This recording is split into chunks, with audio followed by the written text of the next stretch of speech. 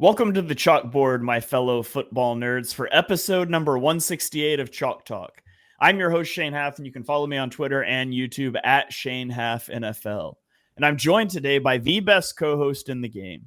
You've heard him on the Tough Cover radio show. It is Mark Henry Jr. Give him a follow on Twitter at Mark Henry Jr. _. Mark, we made it. It is game week. How you doing, buddy? I'm doing great. I feel fantastic that we have NFL to talk about. We had college football last weekend. We've got it again this weekend. Obviously, for our Philly listeners, the Phillies heading towards the playoffs. The Eagles starting week one a couple days early this year. It is just an incredible time to be a sports fan, specifically an Eagles fan in Philadelphia. Absolutely. And what we're going to do today, this is not what our normal shows will be, but we had 1 week left before we get to our normal recap shows. And we just decided we're ready to talk real football. We're going to do a preview show. So typically you will get this show from us on Mondays. We're going to recap the biggest events of the weekend with a special focus on the NFC East teams. This week, we're going to do a preview in much the same format. And so we will lead it off here with those NFC East games. Let's go first to the early game on Sunday. That is the Minnesota Vikings at the New York Giants. This isn't exactly riveting football, Mark. We've got Sam Darnold versus Daniel Jones. I think the main thing to watch from an Eagles perspective is how some of the new pieces for the Giants look. How does Malik Neighbors look? I mean, Malik Neighbors selected very highly. You and I both would have preferred Rome Odunze in that slot, but Neighbors was thought more highly of than Odunze pretty well across the league from the things we read. And you've also got Brian Burns making his debut for the Giants after they traded a second-round pick for him. They signed him to a 5-year, $141 million deal, which made him the second highest paid edge in the NFL. How's he going to look, opposite Kayvon Thibodeau? Can Evan Neal finally take the leap that the Giants fans have been waiting for? So I do think there's some interesting things to look at from the Giants' perspective. But ultimately, this game, it loses a lot of its appeal when the Vikings lose their quarterback. You trade up and you get JJ. Well, I guess they didn't really end up having to trade up much, but they position themselves to go get JJ McCarthy, and he's lost for the year before it starts, which is a major bummer for this game. What are you going to be watching for in Vikings Giants? The thing I'll say is, and I'm pretty low on both these teams coming into the year here, but if the Giants passing offense can't look competent in this game, then it's going to be a massive problem all year long because the Vikings secondary has some severe problems. They've lost multiple guys due to injury. Obviously, Kyrie Jackson, a guy that they drafted, passed away tragically. That's something they were hoping to get a lot from him from a day 2 pick. They just signed Stephon Gilmore a couple days ago, but probably going to take a bit to get him into Brian Flores' scheme and kind of ingratiated into he probably is going to play right away, but I don't think he'll be at his best right away. I think they're going to have a pretty bad secondary. I would say them, the Colts, the Rams have some of the worst secondaries in football coming into the year on paper. So if the Giants offense can't look good from a passing standpoint, I think we're talking about a bottom 3, bottom 5 offense all year long. Yeah, it'd also be interesting to see what Brian Flores has cooked up for year 2 as a DC. I mean, last year it was the 0 pressure or drop 8 into coverage. Like, he led the league in both metrics, which is just insane. But we saw that defense start to fall off near the end of the year. And a lot of that's due to lack of talent on the back end, and that's still a thing. But I wonder, he's kind of the mad scientist of the NFL, and he is to defense what Mike McDaniel is for offense in terms of just pushing the boundaries, cooking up new things. So I'll be interested to see what he rolls out after an offseason to retool and re-scheme things. Real quick, I want to ask you while we're on this with Brian Flores. We didn't talk about the Tua Brian Flores kind of dust up, and I don't know if I saw you comment on it on Twitter. Did you have any thoughts on that? I saw the dust up. I really didn't look into it too terribly much. I am not a big off-season drama thing. So I don't know. It's one of those things without knowing exactly what was said, what to make of. Obviously, clearly he didn't think Tua was the guy. Clearly there's some beef there with that. You can certainly understand why Tua loves Mike McDaniel so much after that experience, a guy who's come in and just like publicly supported him from day one, which, I mean, that's what you should do as your coach, right? You've got to, you're tied to the quarterback. We've seen throughout the NFL, if there's a coach and a quarterback and it doesn't work out, the coach is usually the first piece to move. And so you've got to make it work. Maybe there's some interpersonal skills there that were lacking from Flores, or maybe it's something that wasn't. I honestly really don't know. Be interesting to see these teams meet up again, though, down the road. Yeah, I think we kind of talked about this when it was happening, where they kept yanking Tua out of games and putting Fitzpatrick in. And basically Tua said, when you have a coach telling you suck all the time, no matter how good you might be, you start to believe it. And we've had our fun with Tua and our debates about Tua over the years. He's a starting quarterback for sure in the NFL. And Brian Flores was benching him anytime that there was any sign of pressure, which has to really affect your willingness to make mistakes, which is something you have to be willing to do to make big plays happen. And we've obviously seen that. But then I do understand the other side. That's like, well, Brian Flores won like one less game over his last 2 years than McDaniel won over his first 2 years. So I do understand the people coming out kind of against what Tua is saying and maybe saying Tua feels they need to be coddled. I get all the sides of it. I do think at its core, I feel justified for talking how I did at the time with Tua getting benched and kind of being like the hocus pocus in and out with him and Fitzpatrick really affecting him. And I think it did. And clearly he's still kind of talking about it. So, yeah, I just thought it was an interesting kind of thing to bring up while we were on Flores. Yeah, absolutely. Who do you think wins this one? I guess we should do picks on every game. Why not? I'll take the Giants. I mean, is Daniel Jones really worse than Sam Darnold? Like, I don't think so. So I'll take Daniel Jones's mobility. I'll take, I'll just take the Giants in this one. It's a home game for them. I think they come out, and I don't think they look great, but they'll get the win. I'll take the Vikings, but I'm not confident in it at all. I'm just taking Justin Jefferson to get the job done. Fair enough. All right, well, let's go Dallas at Cleveland, which is in the afternoon slate on Sunday. There's a lot of interesting things here to watch on the Cowboys side. The first one is, how's the defense going to look without Dan Quinn? I mean, regardless of what you think of Dan Quinn as a head coach, and I don't think that's a great role for him. I didn't love the Commanders going and making that hire.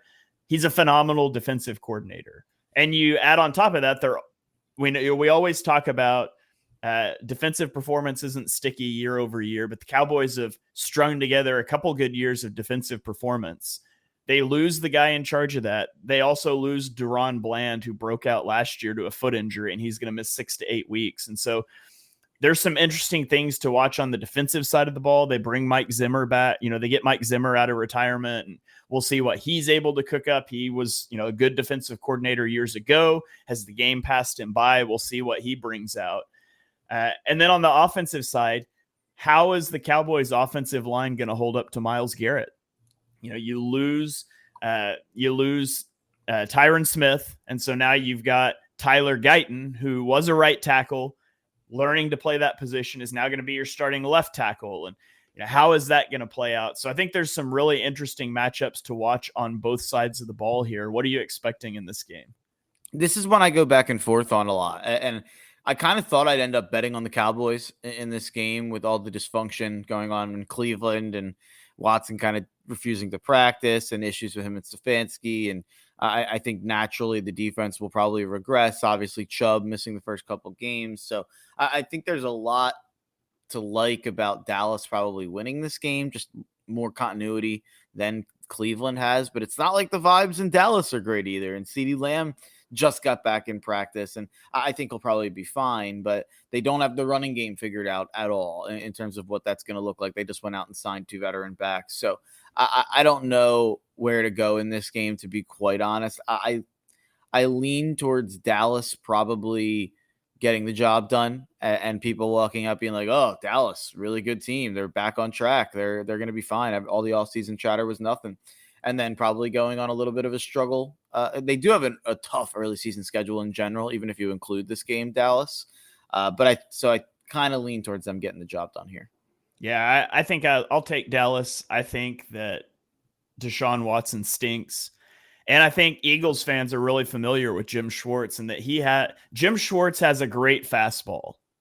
And nobody could hit that fastball last year until you got to the playoffs. And CJ Stroud learned how to hit the fastball, and he has no changeup. There's no off-speed pitch. It's we're going to line up and do what we do, even if it plays right into your hands, and we think we can beat you. We're going to dictate to you what you can do. And I think Dak's too good to allow that to destroy him, even if the offensive line just remotely holds up. And there's ways you can protect a rookie left tackle, especially when you've got an all-pro guard playing next to him. So I'll take the Cowboys in this one. I think they win. I would, if CeeDee Lamb has any play this season where he's not doubled, it is a massive mistake by the other team, because man, there's not a lot else on that offense that scares you for Dallas. But I think they probably get the job done in like a low scoring ish game. Yeah. And Jim Schwartz is well known for, making adjustments to his offensive opponent. This is the game where CeeDee Lamb's just going to play in the slot and end up with a linebacker on him and cover one all game long. Yeah. So, okay, let's go to the other divisional opponent, the Washington Commanders. This is also Sunday afternoon at Tampa Bay. This is the Jaden Daniels show.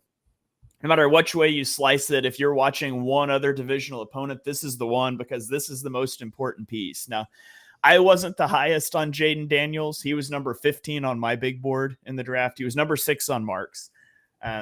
But I do expect him to make Washington a lot more exciting on offense. We've talked about it on this show before. His scrambling ability gives you a certain floor, and his deep shot ability is going to be exciting to watch. When you can scramble and you can throw deep, you can eke out a serviceable offense. Now, on the flip side of the ball, you've got the Buccaneers, and Todd Bowles knows how to scheme up a defense. Now, he's the guy who put the blueprint out on Jalen Hurts in the playoffs in 2021. He's the guy, which, not that it was hard last year. I could have put out the blueprint to shut the Eagles down in the playoffs last year, but his defense got the job done against the Eagles in the playoffs last year. And so if anybody knows how to scheme against a quarterback that is either limited by scheme, in Hurts's case last year, or by his ability and comfortability in the league, as evidenced by Hurts in 2021, it is Todd Bowles. And so I expect Bowles to have a good plan for Jaden Daniels, but that's the matchup I'm really excited to watch on Sunday afternoon. Where are you looking in this game? I think Jaden Daniels is gonna put on a show, and that's not even really coming at what not even taking away what Tampa does defensively or what Bowles does or how good they could be this year defensively. I think these guys, when they come into the league with the rushing ability that Jaden Daniels has, you have a floor of how bad you can really look in a game. And I think the lack of film that's out there on what they're going to want to do offensively with him at the NFL level, I think it's only going to play into Washington's hands. I actually think Washington could get off to a little bit of a hot start this year. And I love Washington plus 3.5 in this game. I think Tampa's due for a big time regression. Dan Quinn, it's kind of similar on the other side of the ball. You can't really look at any tape from Washington last year. You kind of have to look at tape from what Dallas did last year. But Dan Quinn does kind of do different things based on the personnel that he has. It's kind of one of the good traits about him as a defensive coordinator. And obviously he's a fantastic defensive coordinator.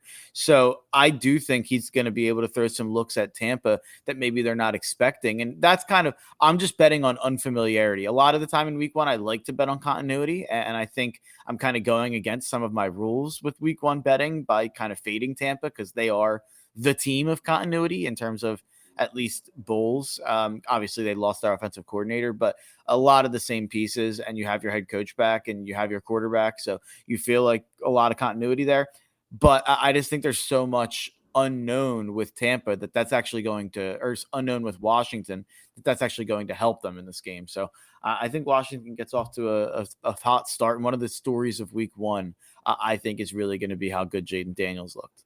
Yeah, I am with you. I would take Washington in this game. So if I am tallying correctly, that both of us picked all 3 of the divisional opponents to win week 1, right? Oh, no, you picked Minnesota. Blues, but I wouldn't be shocked at all by that. I think that spread's 1.5. I think Minnesota's a 1.5 point favorite. I could have flipped that. There's a chance the Giants are 1.5 point favorite. But yeah, I mean, that one could absolutely go either way. You wouldn't catch me dead betting that game. All right. Well, we will transition now to talking about the rest of the NFL slate. We'll just go in order here, starting with Thursday Night Football. These will be a little bit quicker. We won't go as in-depth on the other games, but here we go. Thursday Night Football, the kickoff game, is a rematch of the AFC Championship game from last January. It is Baltimore at Kansas City. This is such a great kickoff game. I'm so excited to watch this. It was a great game in the playoffs. Play calling got the better of the Ravens offensively, I think, but I'm interested to see this out of the gate. The Xavier Worthy to Patrick Mahomes connection is going to be interesting. You had the line during the draft show that Xavier Worthy could wash out of the league or he could be a Hall of Famer depending on where he got drafted. And he got drafted on the Hall of Famer end of the spectrum there. There could not be a better landing place for him. And of course, Buffalo aiding that is something I'm sure we'll be talking about throughout the years, but that's not the match. That's not what I'm most excited to see. I'm most excited to watch Kyle Hamilton versus Travis Kelce.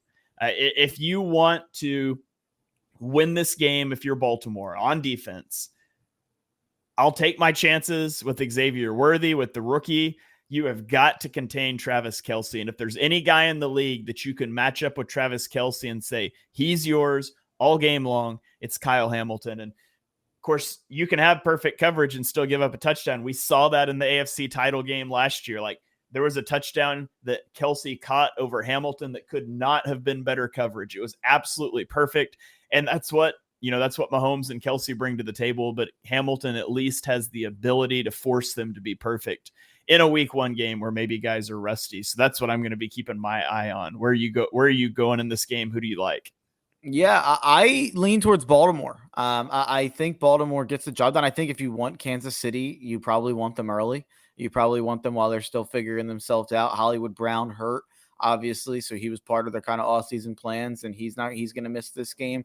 Rashee Rice probably playing, but kind of has had a pretty disastrous offseason. He's got like 7 charges that he's kind of worried about. He might get suspended at some point this year. So just feels like it's been a really kind of weird offseason there. I think you look at what Baltimore did defensively to Kansas City in that AFC Championship game, and it seems like they did a great job in terms of their game plan for Kansas City's offense. And like you said, the one touchdown that Kelce had was really well covered also. But I think that the Baltimore offensive game plan will look a lot different than it did in that AFC Championship game. I think that Todd Monken's probably, lost sleep over that all off season. I think he's probably got a much better plan for this game. So I think the X factor will be Derrick Henry, and to see what Derrick Henry looks like in the Baltimore offense. That's kind of the thing I'm most excited to look for.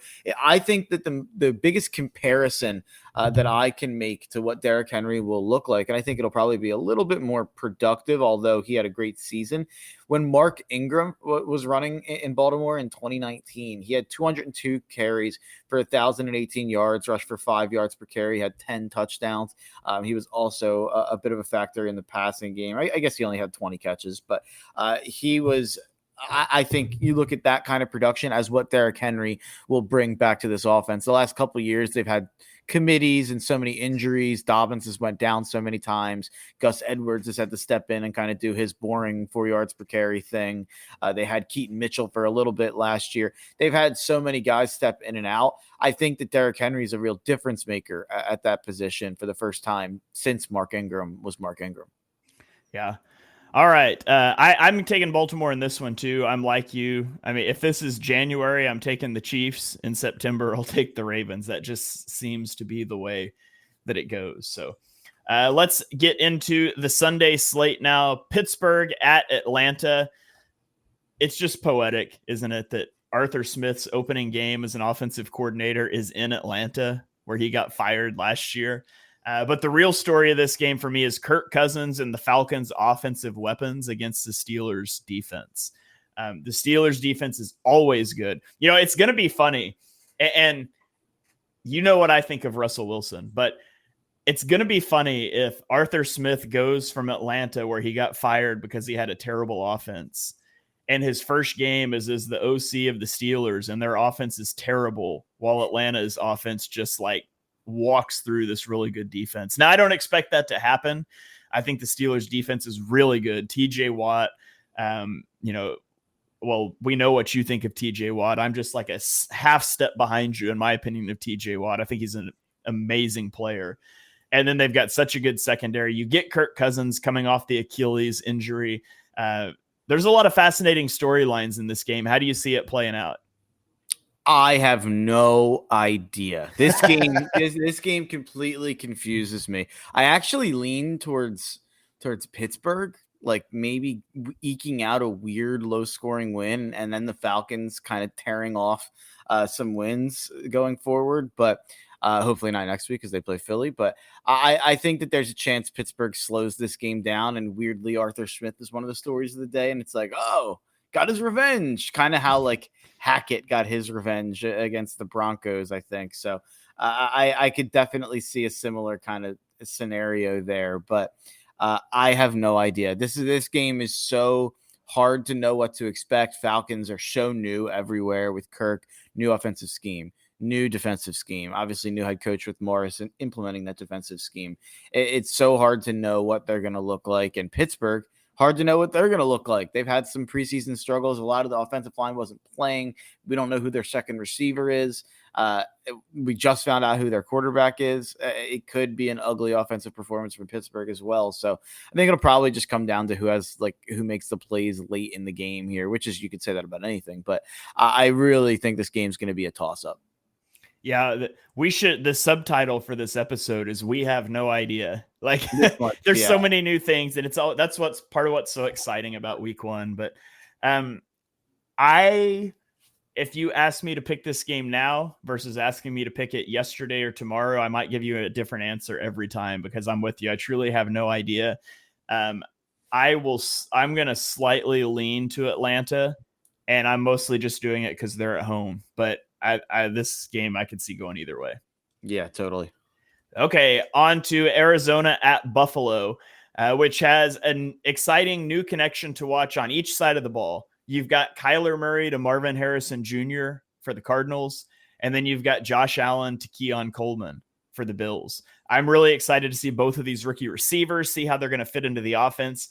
Obviously have much higher expectations for Marvin Harrison Jr. than I do of Keon Coleman. It's also going to be interesting to keep an eye on the Cardinals' 3 high safety looks. That's something that we started to see from them a bit last year. We know that Josh Allen has a tendency to want to hunt explosive plays, to play hero ball. Is that going to be magnified now that Stephon Diggs is gone? If he's not connecting with Keon Coleman, we'll cue up the music for Jonathan Gannon to have the Cardinals in these 3 high safety looks that you just can't throw the ball downfield against. Will Josh Allen have the patience to check it down time and time and time and time again? If I remember correctly, 2 years ago, the opening game was a Buffalo game, and I was just gushing over Josh Allen running a West Coast offense, going on 12-play methodical drives, and saying, if he could just capture this, he's going to be unstoppable. And then last year we saw him open the season on Monday Night Football, where he single-handedly threw away a football game against the Jets backups. Which Josh Allen are we going to get? We could ask that question going into every game, but I'm especially fascinated in this particular matchup with the way the Cardinals play defense. I think this is going to be a shootout. I think it's going to end up being an over game. The total set at 48. I would go over that. I think this is going to be kind of last ball wins. I think Arizona is better than people expect. I think Buffalo is worse than people expect. So Buffalo is a 6-point favorite here. I think Arizona keeps it closer than that. I wouldn't bet it either way, but I think Arizona keeps it closer than that. I think Buffalo wins, but I think Buffalo wins a close game that we're walking out of like, wow, that Arizona offense is going to be really fun. And maybe we overreact to the Buffalo offense a little bit. I know Gannon wants to keep everything in front of him. Obviously, it's the Fangio defense. We've seen it here, but I think Buffalo is going to be able to make big plays, whether that be with Josh Allen on the ground or whether that be in the running game with James Cook. I think Buffalo is going to make enough big plays while Josh Allen does enough working the ball down the field that it'll be a shootout that Buffalo wins a close one in. But I guess my interesting thing I'll watch is kind of how the Arizona passing offense breaks down, because obviously Marvin Harrison Jr. is the number one weapon in this offense, where they're even over James Conner, over Trey McBride, but obviously at the wide receiver position, I think Trey McBride's probably the number 2 target in the offense. And is Michael Wilson kind of a legitimate part of the offense, or is he just kind of out there as another guy? Maybe this is kind of a fantasy specific question, but I'm going to be really interested to see how much of a kind of a workload they give Marvin Harrison Jr. as the wide receiver 1 from day one, because I think he's ready for a full blown, top 10 receiver workload. Yeah. I would take the Bills in this game. I would take the points if I was betting this game, but as a rule of thumb, I would never bet on a Bills game ever, because Josh Allen, I firmly believe Josh Allen can flip a switch and make you win by 20 or lose by 20 in any given game. And I would just never bet on a Bills game, period. Yeah. This is not one I'm looking at betting other than the over. All right, let's go to Chicago for the Tennessee Titans at the Chicago Bears. I tried. I really couldn't even come up with a point of interest on the Titans side of the coin. There's not much that interests me about the Titans this year. If you're a Titans fan, you can buy into the new coach, and can we, get enough out of Will Levis that he's our starter? That's the whole year. Yeah, that's the whole year. But for the Bears, it's how good can the Bears offense look out of the gate? You have Caleb Williams, Roma Dunze, Keenan Allen, DJ Moore, DeAndre Swift. That's as good a group of weapons that is up there. Is Caleb Williams going to start fast? Are we going to be just, there's a contingent of people that love Caleb Williams. There's a contingent of people that absolutely hate him. The Twitter wars after this game, the judging an entire career arc off of one game is going to be fascinating. It's going to be peak week 1 content, and I can't wait.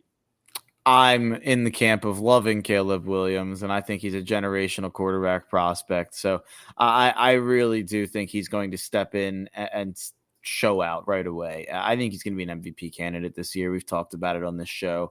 And I think the Bears are a Super Bowl contender. So I think they get the job done. I think they take care of business here, and we're kind of walking out being like, this team's legit. So I like the Bears. Give me the Bears on the spread, and on the bet I'll be making on this game is Bears team total over 24.5. I think they're going to put up some points. They were putting up that amount of points down the stretch last year with a much worse quarterback, and I like Fields, but I think Caleb Williams is going to be a top 10 quarterback pretty much day one.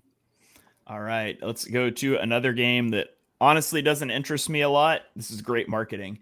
It's the New England Patriots at the Cincinnati Bengals. And to me, this should be Joe Burrow versus Drake May, and it isn't. And thus, I just don't find this a very interesting game. I know what Jacoby Brissett is.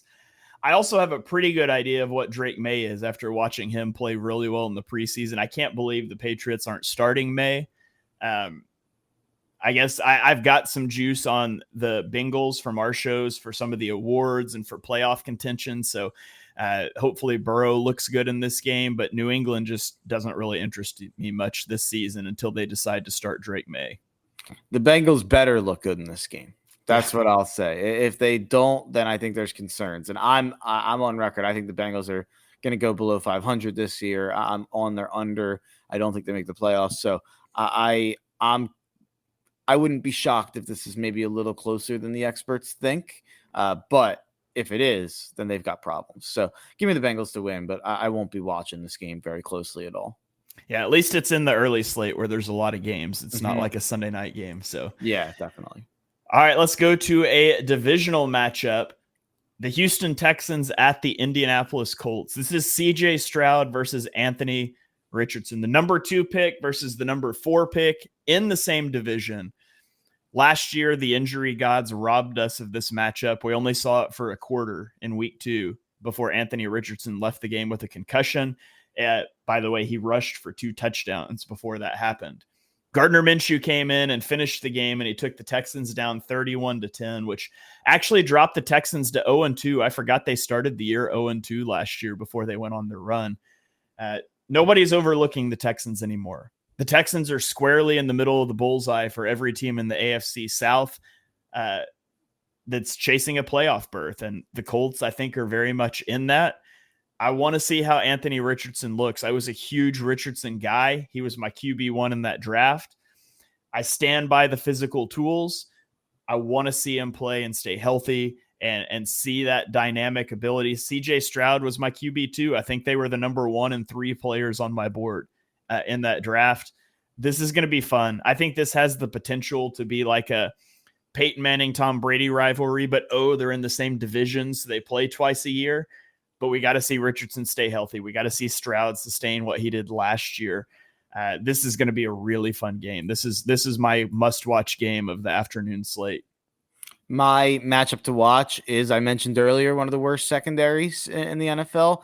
The Colts are right there. I think they have massive problems. I was listening to a podcast where a Colts fan, actually, Anthony DeBundo, he works for The Ringer. He's a big gambling guy, but he's a Colts fan who lives in Philly. He follows me on Twitter. I'm actually going to have him on the radio show soon, but he was saying how the number one thing people don't realize about the Colts is that they had the luckiest breaks of all time last year. If you go through their schedule in terms of the backup quarterbacks that they got to play throughout the year in a lot of different scenarios, or even if it wasn't a backup, a team with a bad quarterback. So they had a lot of luck in terms of the quarterbacks they played, and maybe their secondary didn't get exposed as much as it needed to for the Colts to feel aggressive enough to go out and replace those guys.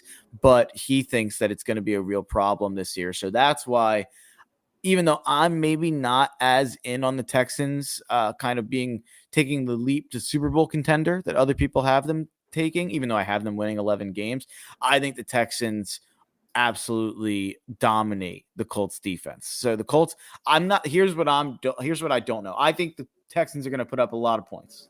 I'm taking the Texans to win the game. I'm taking the Texans team total over. I don't know what to expect at all when it comes to Colts offense versus Texans defense. I think Anthony Richardson is one of the biggest wild cards in the NFL.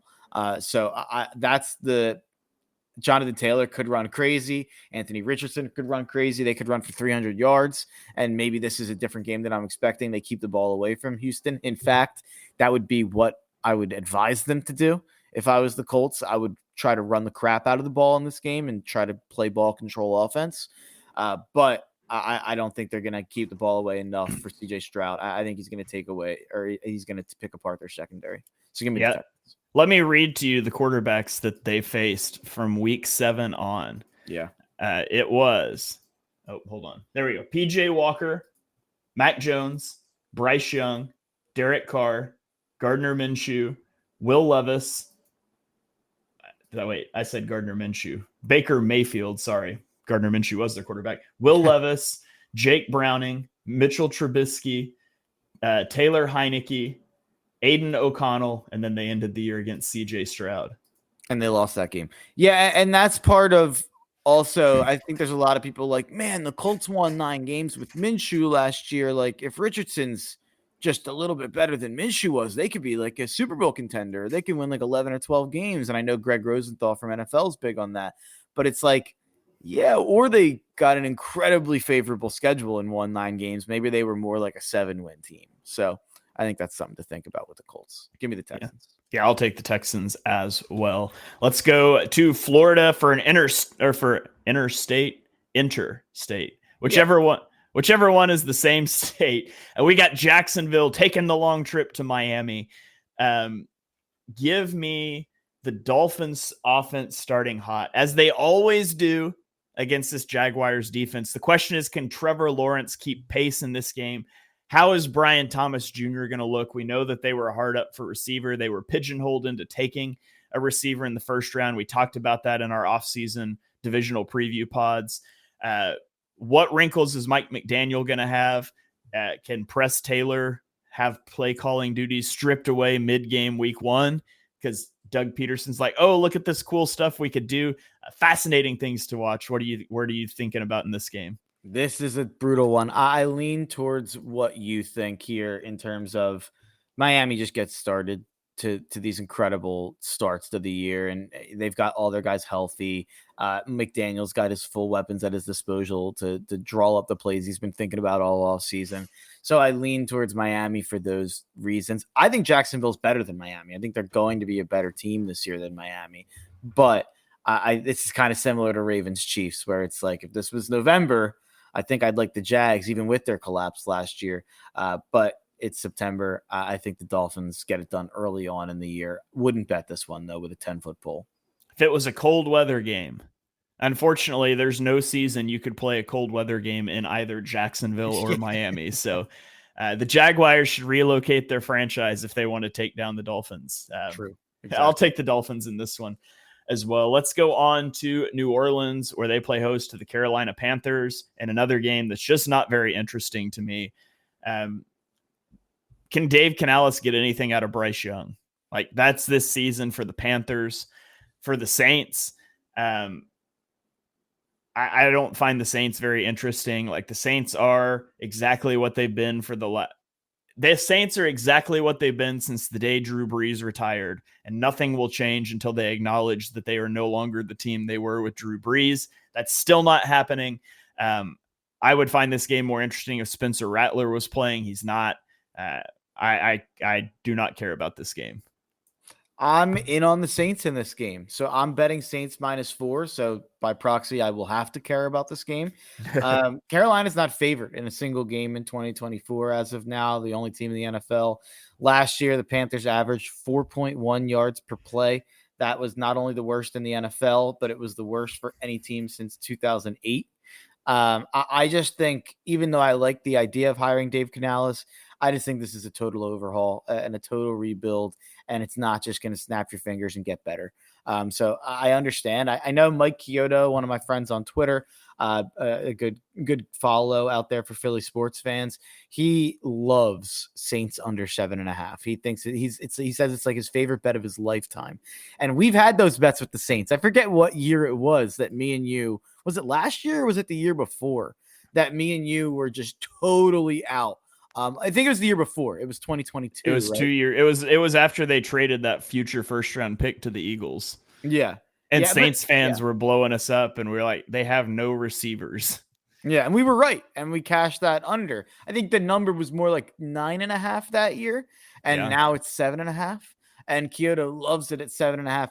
I think they're like an 8-win team. And if they won 7, it wouldn't surprise me at all. They look like the same team that won 9 last year. I feel like there's a lot of people coming out so hard against the Saints that I feel like maybe it's the contrarian in me. There's part of me like, they're not that bad.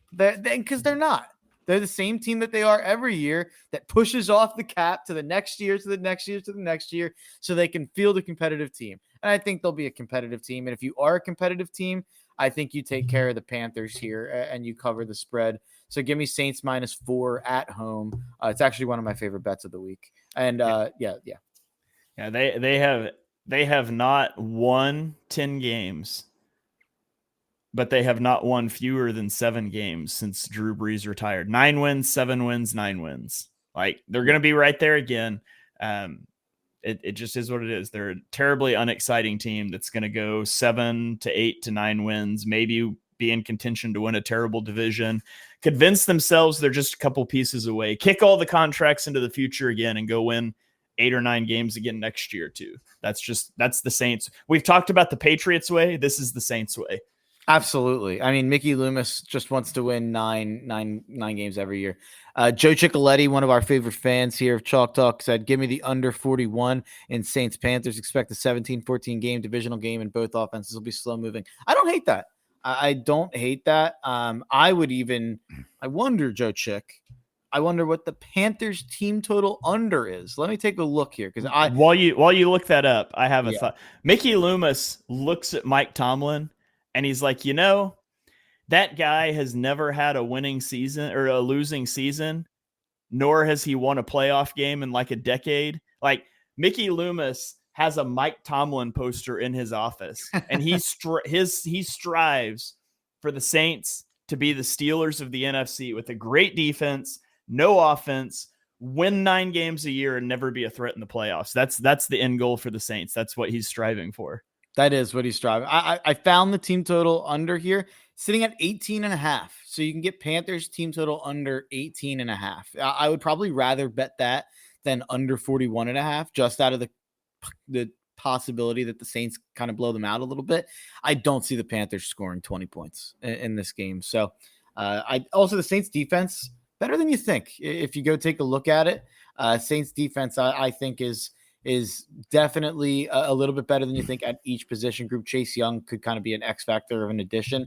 And the one thing I will say though, and this kind of goes for everything with betting unders, week 1, I have a feeling is going to be a bit of an overfest.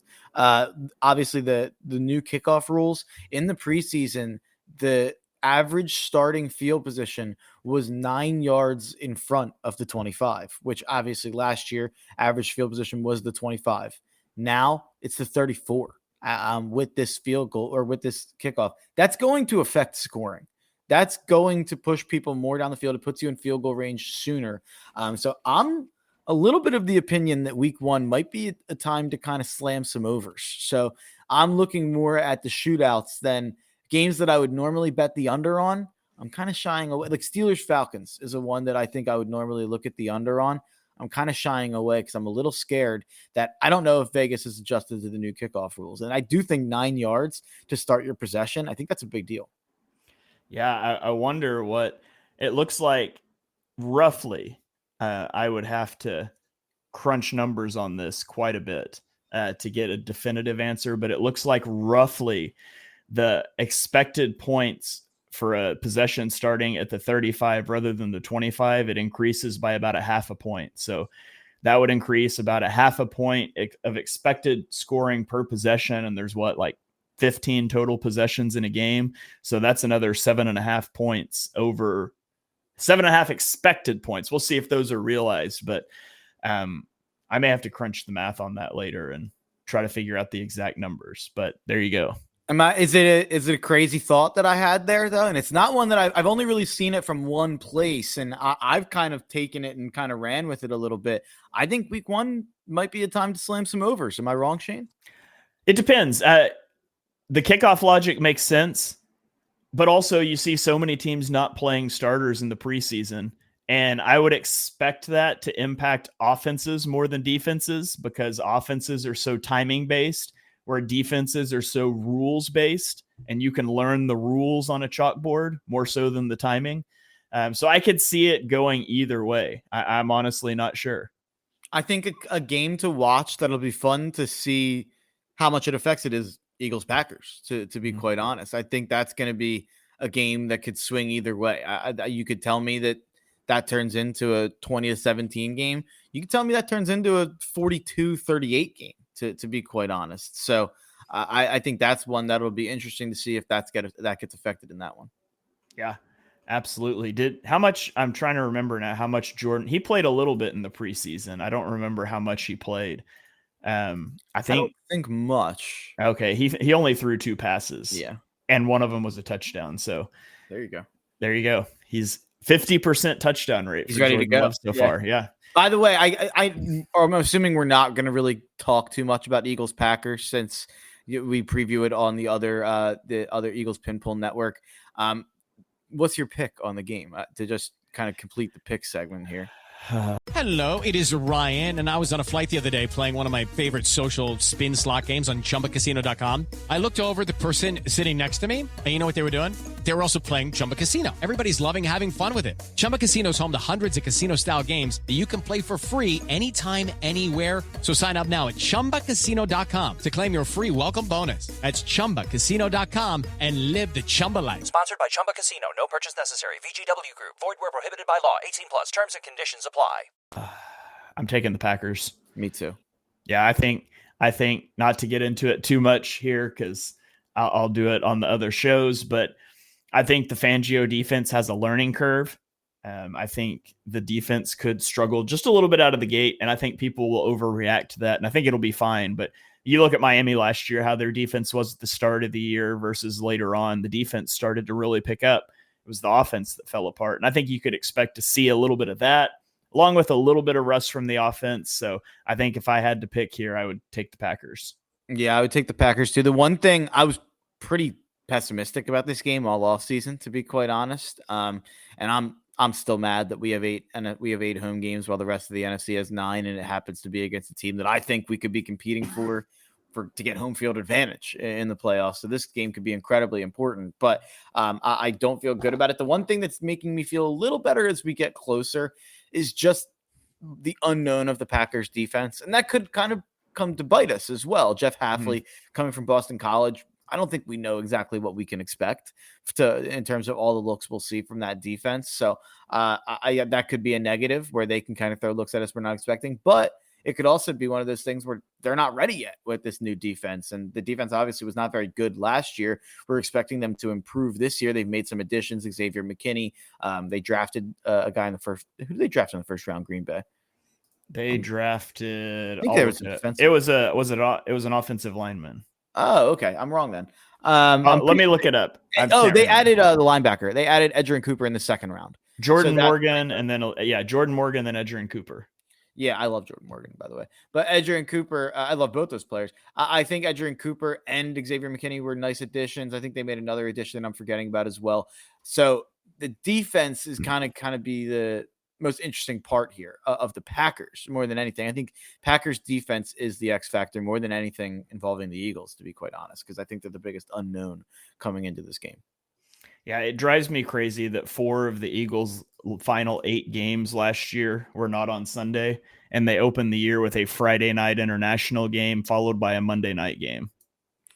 I love it. Give me all the night games. And we've talked about this before. I don't want the Eagles at 1:00. It's a nightmare for me. Yeah, I don't want them at 1:00, but I would prefer for them to play afternoon or Sunday night. Like I get the Thursday, Friday, Monday, man, that's I hate it. I hate it. Here's where we differ. I don't like Thursday. Thursday shouldn't exist for anybody. So I'm out on Thursday night football. We're in agreement there. I'm even more out on the Eagles playing at 1 because when there's 10 games going on with my bets, with my fantasy football, with the Eagles, I want to watch every snap of the Eagles, and that's what ends up taking precedence. I feel like I miss so much in terms of gambling, in terms of fantasy. So I really hate the Eagles playing at 1. I hate Thursday nights because I think it can really affect kind of the rhythm of your season. So take those 2 out. That kind of forces me. I think if I had my choice, Sunday night football is probably my favorite. I love kind of when the Eagles play on Sunday night. The whole day builds up to that. I think Sunday at 4 is probably my second. It's a fun little segment. I think Sunday at 4 is my second favorite. And then give me Monday night football. I like Monday night football as well. Friday, this is new. I don't know how to categorize this necessarily, but I'm fine with it for this scenario. Yeah. All right. Well, let's get into the afternoon slate. We got 4 games left to cover here. We'll go the Las Vegas Raiders at the Los Angeles Chargers. Talk about new things. New head coach for both teams. Is the I formation going to make an appearance for the Chargers in this game, Mark? Absolutely. Let me scratch that. It's going to make an appearance. Is that we use the term base defense? Is that going to be the base offense for the Chargers now? I have no idea what to expect from the 1985 Chargers playing in 2024. It's going to be really fun to see, but I don't think it's going to be good for the Chargers. Give me the team that owned the Chargers last year. Give me the Vegas Raiders. I should have looked this up. This is terrible hosting, and I have a stat to throw out while Shane looks it up. What was the game? What was the score of their one game? Obviously, Easton Stick was playing. Jim Harbaugh wasn't the coach. It was an insane blowout, and it was during the run of the end of the Raiders season. Antonio Pierce took over in Week 9 last year, ended up going 7-1-1 against the spread in his 9 games, the best against the spread record of any coach in the NFL during that span. Chargers were 3-6 at home last season. They've been a bad home team for some time. They don't have a home advantage or fans in LA.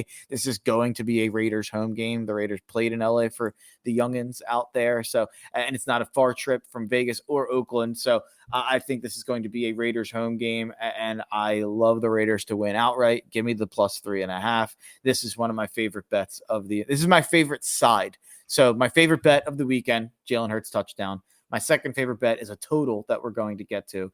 And my actual favorite pick on like a side of a team is the Raiders +3.5 here. But what was the score of that game last year? It was 63-21.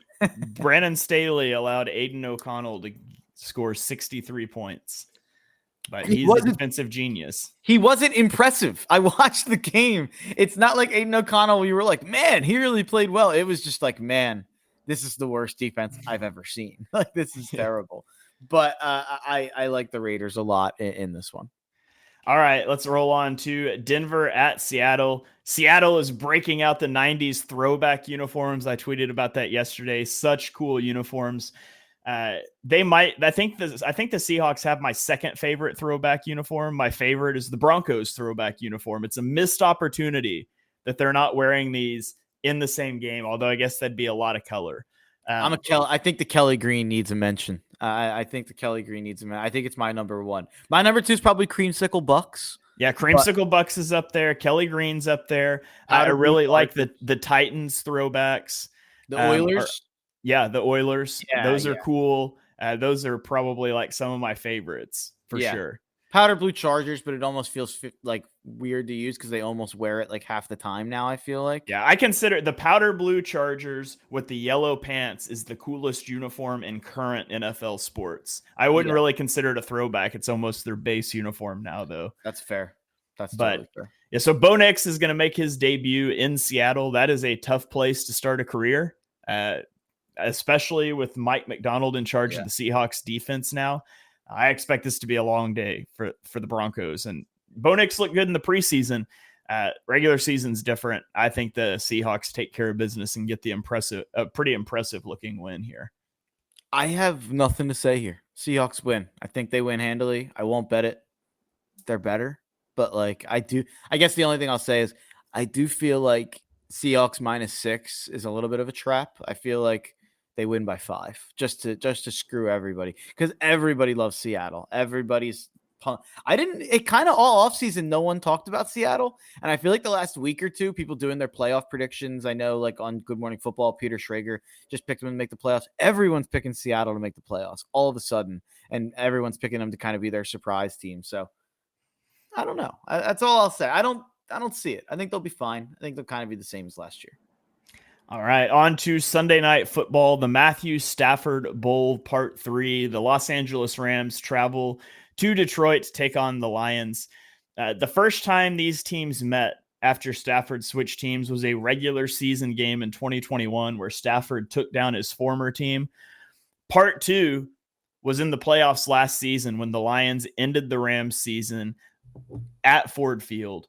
24-23. This is the second consecutive game for the Rams playing in Detroit. Like literally the last time they played football, they walked off this same field with a 1-point loss. How's it going to go this year? There is so much interesting in this game with the Rams. We talk about their weapons, Cooper Kupp, Puka Nacua, Kyron Williams, Matthew Stafford. Like the sky and health is the limit for that offense. How's the defense going to look without Aaron Donald? Are the Lions going to be able to pick up where they left off? I mean, Dan Campbell told his guys last year that we might never get here again, and that's certainly true. It is hard to get back. This is going to be a great game. It was a great choice for Sunday Night Football. Where do you lean in this one? I love the over. Give me the over. I'll just be rooting for points. 50.5.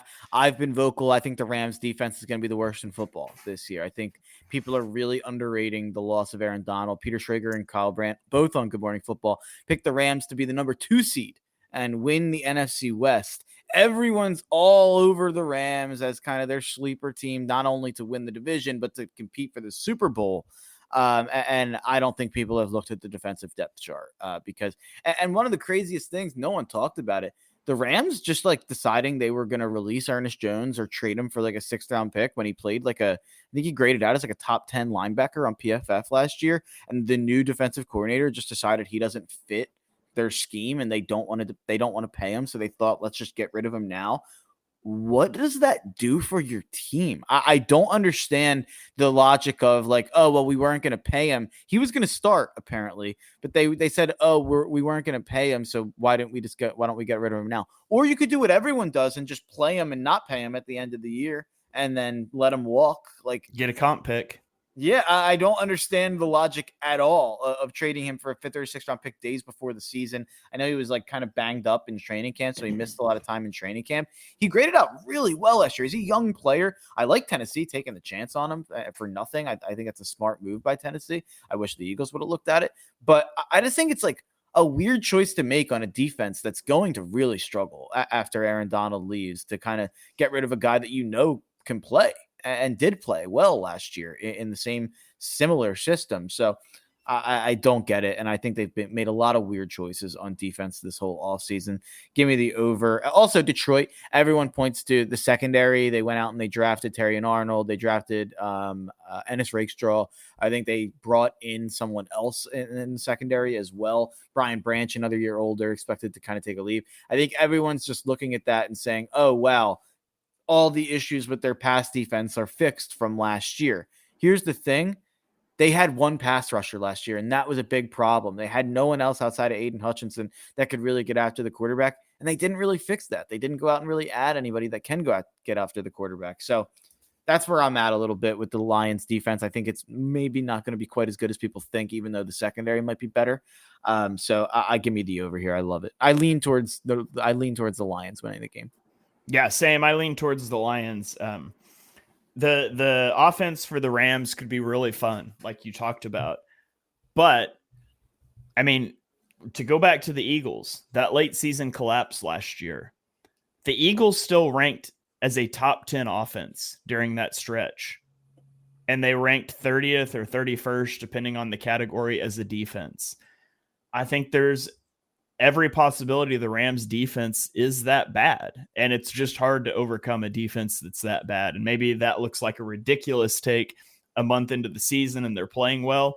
I don't know. There's so many young players. Aaron Donald is gone. Like, we'll see, but I just have a feeling it could be a really bad unit. Clip this again when they're 6-2 again this year, and me and Shane look dumb again for doubting McVay and the Rams. But I'm not doubting McVay. I'm doubting the defense. Yeah, same thing here. I think the offense will be good. So we came into last year saying they could be one of the worst teams in football. I'm not saying that, but I think they are going to win 6 or 7 games because I think that defense is truly terrible. I agree with what the analogy you made to the late season Eagles. All right, let's get to the final game of the slate. Monday Night Football, New York Jets at San Francisco 49ers. Jets fans might have a little bit of PTSD after they started the year on Monday Night Football last year and lost Aaron Rodgers like 3 plays into the game. Terrible way to start the year. Hopefully, they have much better injury luck on this Monday Night Football. But the storyline in this game for me, besides how Aaron Rodgers looks, is Trent Williams going to play? He has apparently reported to the 49ers facility as of today. So he's not currently on the 49ers 53-man roster. He was listed as a did not report. Is he going to be up to speed and play on Monday night? I have no idea. But the 49ers offensive line has been a weakness for years with Trent Williams, one of the best offensive linemen in the NFL. Without him, it would be in a truly scary place. Jalen Moore was a 5th-round pick in 2021. He would be the left tackle if Trent Williams doesn't play. He's only got 555 career snaps in 3 seasons. Aaron Banks is a bad player who's coming off of pinky surgery, and his status is up in the air. Dominique Pooney was a 3rd-round rookie. Colton McKivitz is coming off a poor year. Like, this offensive line could be atrocious, especially if Williams doesn't play. The Jets are fortunate they're catching the 49ers early, though. Since 2021, I saw this stat on Twitter today, and unfortunately, I can't remember the name that I got it from, but San Francisco is only 12-12 through the first 8 games of the season since 2021. They're 23-4 in games 9 through 17 in that same time frame. So if you're going to catch 49ers, you want to do it early. Especially you want to do it while Brandon Ayuk is maybe getting back up to speed, while Trent Williams might not play. I like the Jets in this one, but I do have a little bit of trepidation about how Aaron Rodgers is going to look.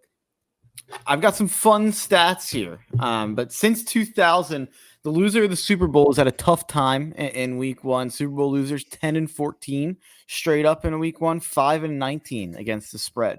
When they're favored by over a field goal, like the Jets are in this game, they are 4-9 against the spread. In 2020, kind of a similar, the 49ers made the Super Bowl under this regime. In 2020, they lost at home against the Cardinals as a 6.5-point favorite. I think that would have been really young Kyler, maybe even rookie. Was that rookie Kyler or second? I think that would have been second year Kyler. Now that I'm thinking about it, I think he was 2019 draft. But then on the other side, Aaron Rodgers, 13-6 straight up, 11-8 against the spread in his career on Monday Night Football. And he's won 10 straight Monday Night Football games. Last loss was back in 2013. Underdogs in week 1 on Monday Night Football, 29-12-1 against the spread since 1998. So I love the Jets, Jets. I agree with you. I think they got the 49ers at the exact right time. Trent Williams reporting back, Brandon Ayuk reporting back. Ricky Pearsall was just shot in San Francisco. That was insane news. Hopefully he's okay. I think they said that he is okay. Yeah. But I imagine did they say how much time he's going to miss, or I have no idea. I imagine it's a lot or a while. He was shot, I think, in like the arm or chest area, kind of over there. I saw the one picture. Yeah, he was placed on the NFI list, so he's out at least 4 games, but I haven't heard anything other than that. Yeah, he's released from the hospital. The gunshot wound was to the chest. Yeah. So I don't know what the timeline is on that, but being on the NFI list, he'll at least miss the first 4 games. Yeah, I just think that the Niners have a whole lot of distractions going on, for lack of a better term, and a whole bunch of different distractions going on for them. And going into this game, I think the Jets are you got so much hype. You played last year with Zach Wilson at quarterback. I can't imagine how excited that defense is to have an actual quarterback on the other side, and hopefully he lasts longer than 5 plays. Yeah. But hey, they won week 1 last year without him. So if he gets hurt, they'll bring in Tyrod. And it'll be fine. Yeah, that'd be better than what they brought in last year for sure. Yeah, that's true. All right, well, that's going to do it for this week 1 preview. Again, won't normally be a preview show, but we were excited. We can't wait. We will be back normally on Mondays to recap, especially the Eagles divisional opponents, but look at some of the other big games in the NFL. So you guys smash that subscribe button. A lot of shows coming your way really quickly this week with the game on Friday. This afternoon, you'll get on the Shane page. Johnny and I are having Brandon Lee Gouton on for a season preview. Tomorrow, Wednesday, you'll get Birds of the Roundtable in the podcast feed. On Thursday, you're going to get the Armchair Scouts in the feed. And then Thursday night or Friday morning, you'll get Eye on the Enemy with John Stolness. And of course, we'll be live after the game for a post-game show that'll be in the audio feed later on. So a lot of content coming your way in a really short time frame. Make sure you guys are subscribed. Mark, before we get out of here, do you have any final thoughts for the people? Everyone check out Armchair Scouts, where Shane, Ryan, Dibes, and I pick our Eagles target of the week and our fantasy football pick of the week, who we think is going to put up big stats. Go back and listen to last week where I predicted Georgia absolutely demolishing Clemson. I think I said 49-3. They won, I think it was 37-3, something like that, in that range. Don't listen to the part where I said Virginia Tech was going to put up all these numbers on Vanderbilt, because then they lost outright. But go listen to the Georgia part where I sounded smart, and go listen this week where we'll, of course, I'll get all my predictions right. And don't listen to the week 0 preview where Mark picked DJU as his player of the week prediction. Definitely don't listen to that one. We had no choices. Also, don't look at last week where I picked Kyron Drones, who was not very good either. I'm not very good at the fantasy football segment. But Xavier Watts. But I can't believe I went this whole podcast without mentioning Notre Dame having their biggest win in like 5 years. But Xavier Watts, the guy I covered on that show, big interception, one of the biggest plays in that game. So I felt justified in that one. Yeah, absolutely. Go check that show out. It's a lot of fun. It's a short show, shortest show in the feed, about 30 minutes, just to get you guys prepped for the college football weekend. So be sure you check that out. Thank you guys all for joining us for this episode 168 of Chalk Talk. If you enjoy the show, and we know that you do, smash that subscribe button, turn on notifications so you don't miss the next episode, and drop us a 5-star rating and review. We would really appreciate that. You can follow us on Twitter. I'm at Shane Half NFL. He is at Mark Henry Jr., and we will catch you guys next time.